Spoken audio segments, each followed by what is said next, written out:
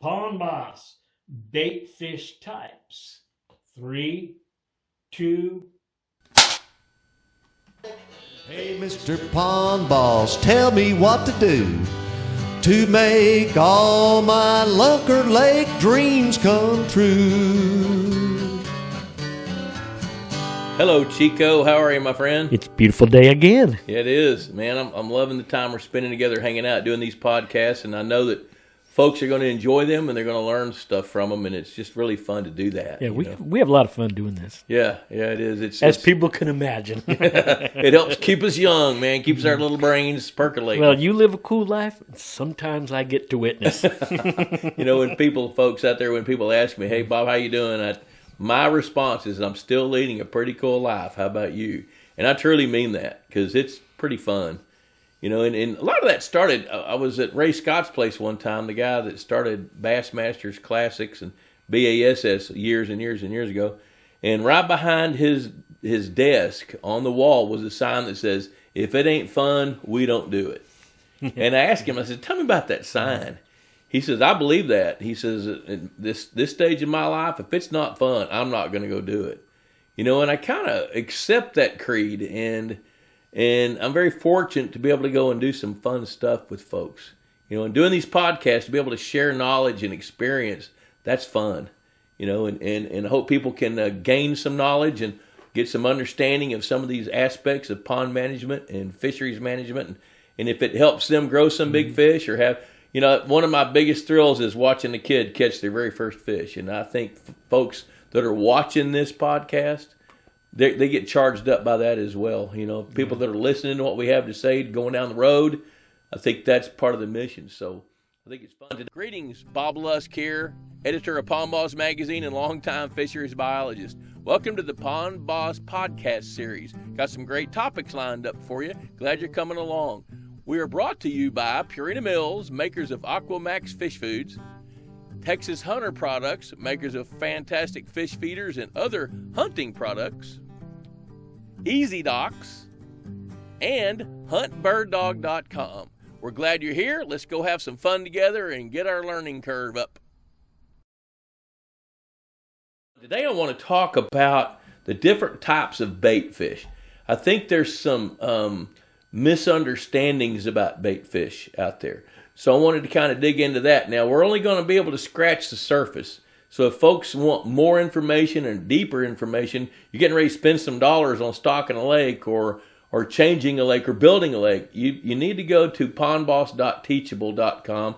Check out the Institute of Higher Pondology. Now, you're going to have to pay for that.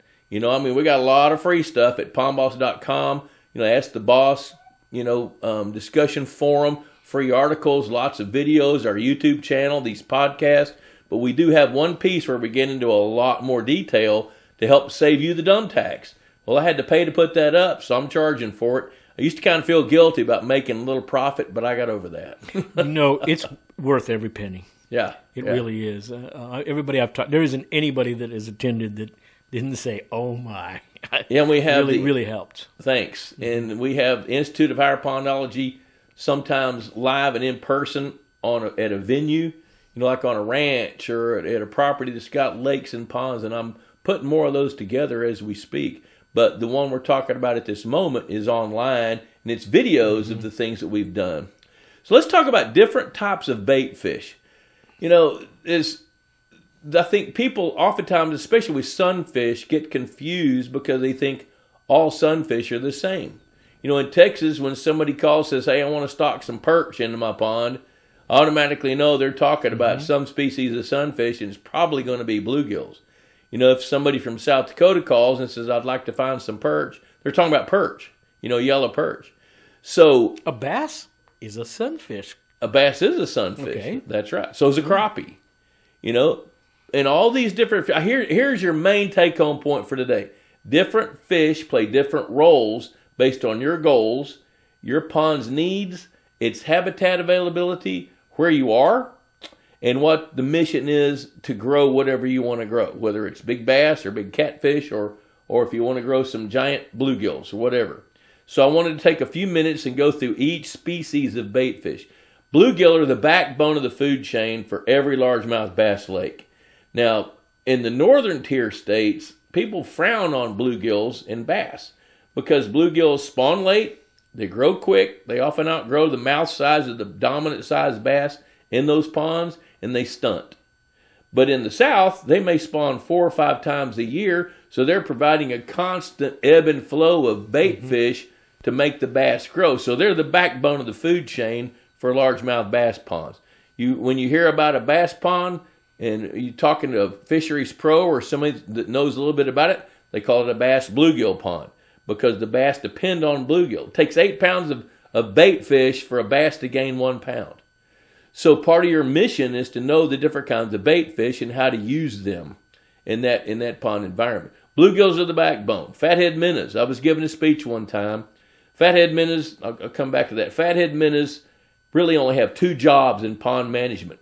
Job 1 is to be stocked into a brand new pond to be able to reproduce over and over and over and build the food chain for the first year and a half's growth of newly stocked baby bass, little bass like that. That's Fathead's second job is to be a diversification of the food chain like for a channel catfish pond. Channel catfish tend to not overgraze and overeat those fathead minnows. Bass will. I was giving a speech one time in Mineral Wells, Texas a few years ago, and there was this one guy that kept interrupting. He kept interrupting with the things that his questions or experiences. And to me, that's a little entertaining as well as annoying if you're trying to give a speech and there's 35 people in the room and one guy tries to dominate that. And so we were talking about stunted bass, and he said, I bought 100 pounds of fathead minnows and put them in my 4-acre lake because my bass weren't growing very good. He said, and that made a difference. I said, what difference did it make? He said, well, you just got through saying it takes 10 pounds of bait fish for a bass to gain a pound. I said, yes. He said, are you saying that those 100 pounds of fathead minnows that I put in there gained about 10 pounds of bass? I said, yes, that's what I'm telling you. He says, well, how does that happen? I said, because they get overeaten. They don't get a chance to establish. They can't reproduce. There's so many mouths in there to feed them. They get eradicated. They're easy to eat. Yeah. And so he said, well, what should I have done? I said, what did you spend on those minnows? He said, $1,000. I said, yeah, so if you eat any of those 10, 12-inch bass that gained a little bit of weight, eat it by candlelight because that's a pretty expensive dinner. He didn't interrupt the rest of the day. That was the last question. Yeah, so what I told him was, you should have bought a Texas Hunter feeder, should have bought some Purina Aquamax fish food. You could have bought a feeder and several bags of fish food back then, with that $1,000. Today's dollars, it's different. The feed's gone up, feeders have gone up. But back then, he could have bought 3 bags of fish food and a Texas Hunter feeder and grow more bluegill in that lake. So that would have been a smarter way to spend that $1,000. Then he would have had a feeder. But as it was, he put the wrong fish in the wrong application. And used the bluegill to propagate bluegill. Right. So if he could feed his bluegills and get them bigger, cull some of those bass, then he could create and reestablish his food chain in a smarter way, which he didn't do that. Well, it's biological. Yes. And you're using what nature provides you and enhancing it with a feeding program. That's what you're doing. What about golden shiners? I hear about golden shiners a lot. My opinion on golden shiners is they're nest raiders. So they love, if they get dense enough, they'll come in to the nests and try to eat the eggs of whatever fish are there, whether it's bass or bluegill or whatever. But where they work really well is where ponds have a tendency to fluctuate 3 or 4 or 5 feet a year. So like in West Texas, Western Oklahoma, Western Kansas, areas like that, that's arid, when the ponds drop and then fill back up with the next rain, where the evaporation rates are high and the storms are fewer and farther between for runoff to fill them, then those are the kinds of ponds where golden shiners seem to work really, really well. Now, I've seen areas in the southeast where golden shiners work pretty well, but those that have the right kind of habitat that's more conducive to golden shiner reproduction, where bluegill reproduction is a little bit more mitigated. Okay. So the way that you judge that is you're judging how well your bass are growing, and if they're not growing at the rate you want, then you got to figure out how to correct that. So that's when you choose to use a fish like shiners. People ask me about shad all the time. There's two kinds of shad that are used in pond management. There's gizzard shad and there's threadfin shad. Now, the purpose for those shad, threadfin shad live in open water and they're filter feeders. Their mouths open up. And when they're swimming, they're opening their mouth and closing it. When they do, they're ingesting water. The water flows over their gills, but their gills have these little rakers on them. They look like a garden rake. And whatever plankton and algae and zooplankton and little bugs that are there in the water that filters it out, sends it on these gill rakers that funnels that stuff to their throat. So they're filter feeders. They're capturing things out of the water that they eat. Gizzard shad, on the other hand, they have a nose and their mouth is under here. They're bottom feeders. You know why they call it gizzard shad a gizzard shad? Because they have a gizzard. Oh, bang! That's right. That was I pretty took the class. That's pretty funny. I was fortunate enough a long time ago to be able to go on a fishing trip in Canada. And I was awestruck because there were some famous people going to be there, famous anglers, you know. Charlie Campbell, who won one of the Bassmasters Classics. Johnny Morris was coming, owns Bass Pro Shops. Mm-hmm. He was bringing Bill Dance with him. You know, I was tagging along with Ray Scott, and Rodney Honeycutt was going to be there. It's tough to be you. Oh, man. It was. I felt like a mouse in the pocket listening to all these guys, you know. Well, you know, Pond Boss is sold through a bunch of the Bass Pro Shops because Johnny wanted it to be. And I was flattered by that. Well, we landed in International Falls. We're going to go fish the Boundary Waters, right? So I shipped all my gear ahead, so I'd gone to this little hangar looking for my fishing gear. And then what we're going to do is we're going to get in a van, go across into Canada, then catch float planes and fly to wherever our destination was going to be. So it was a pretty cool trip. And I look up and I see a van, and there's somebody in the van going like this. And I look, and it's Johnny Morris and his entourage. They just landed. And so he's going like that. He's signaling to me to come over to the van. So I walk to the van just as it pulls up, and the side door opens, and there's Johnny Morris with Bill Dance and his entourage. Little Jimmy Dickens from the Grand Ole Opry was with him. Oh, what a party that was in that van. It was pretty fun. And Johnny said, hey, Pond Boss, I got a question for you. He says, why do they call a gizzard shad a gizzard shad? I thought, oh my gosh, I'm on the spot now. I better get this right. I said, well, because they have a gizzard. He said, I told you guys that. He took the class. Yeah, man. And so what gizzard shad do is they're bottom feeders. Their habitat is the muddy bottoms and shallow areas of ponds and lakes. Mm-hmm. So they're gleaning their food from the mud because they have a gizzard. Well, gizzard shad get to be 2 pounds. So if your fishery's not set up to deal with their size, you don't need to use them. Where threadfin shad, for example, the filter feeders, they're going to live in open water their entire lives. Baby gizzard shad are filter feeders when they're young. They'll live in the water column, but once they get to be about 7, 8, 9 inches long, they head straight for the mud. Mm-hmm. You know, so the threadfin shad's job is to get 10 to 12 to 13, 14-inch bass to get bigger. That's what they do. Where gizzard shad are going to get bigger, their role in pond management is to feed the biggest bass in a lake. Mm-hmm. You know, so these different baitfish have different purposes. Oftentimes when we stock bluegill, we'll add Redear Sunfish to the mix. Redear Sunfish are kind of an insurance policy. They feed on snails. They feed in a different niche than do bluegills. Bluegills, I look at bluegills like a teenager. They'd rather eat meat, but if all there is vegetation, they're going to eat that if they have to. Redear or not.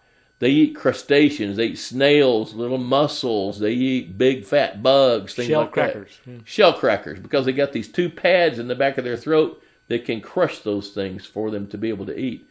And they reproduce at a different temperature than bluegills do. So they add to the food chain, and they help diversify the food chain and serve a little bit different purpose. I mean, it might help with zebra mussels a little bit. And I don't know why people aren't using those more with the state of Texas. Mm-hmm. You know, I've visited with those guys.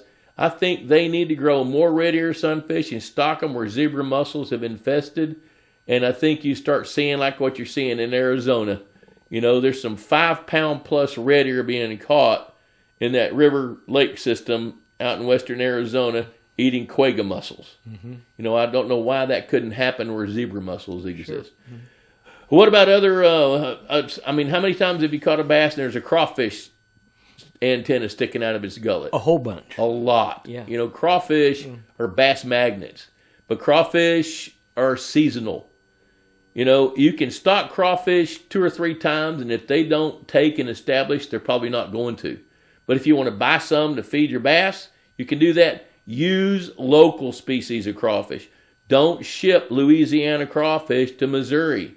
You're breaking the law and you're messing with the environment. So use endemic species of crawfish if you're going to try to get those established into your ponds. There are crawfish, rusty crawfish. There's crawfish around the nation that have become invasive and not only displace native crawfish, but disrupt the ecosystem where they are invading.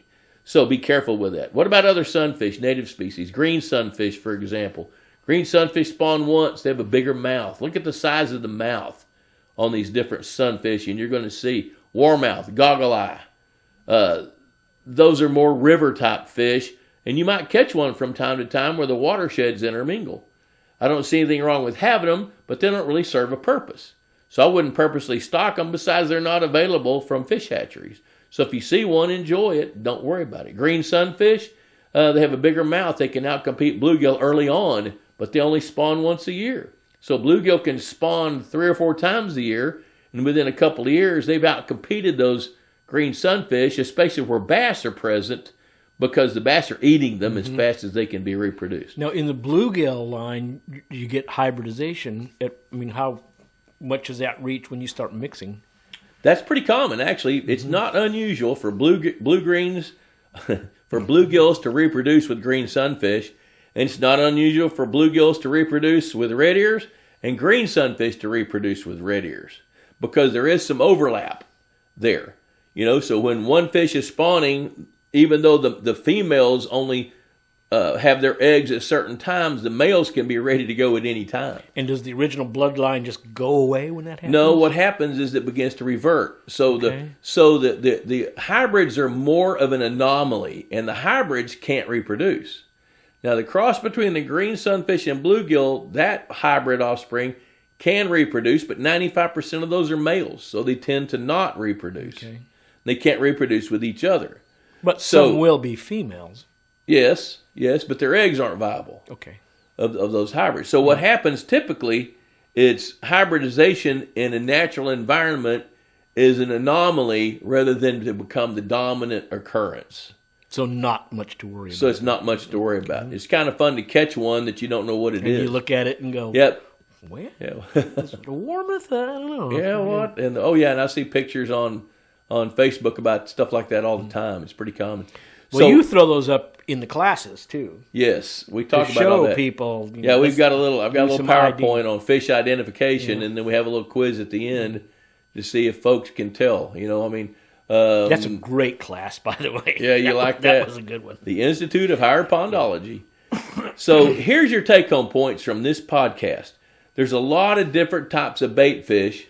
They all serve different purposes. So be sure that you understand each species, and if you want to stock them, go for it.